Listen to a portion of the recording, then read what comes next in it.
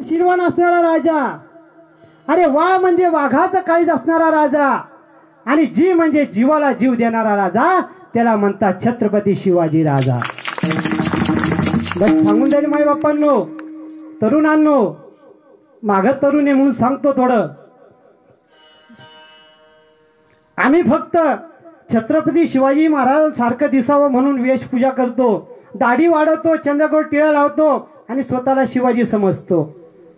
जीवनामध्ये तसं आचरण पाहिजे, त्यावेळेस शिवाजी होत असतो. अरे तरुणांनो, व्यसन करून मिळतं तरी काय? अरे तरुणांनो, व्यसन करून मिळतं तरी काय?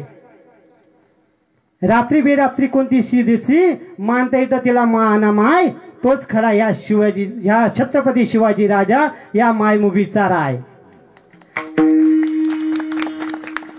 सांगून जाईल माय बाप्पांनो, असा असणारा माझा जो राजा आणि ह्या राजाचे असणारे गुरु ते म्हणजे माझ्या जगद्गुरु तुकोबाराय.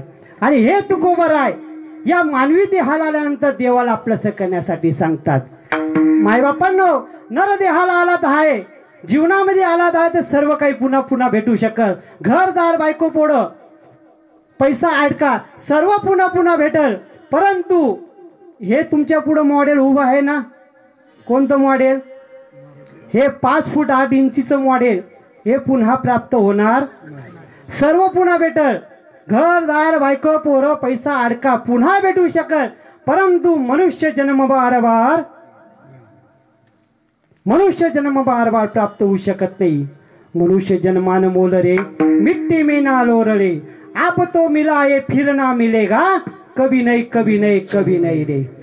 सर्व पुन्हा भेटल, परंतु मनुष्य जन्म बार नाही. म्हणून बाबांनो, नरदेहाला आला आहात तर काय कर, सावध हो.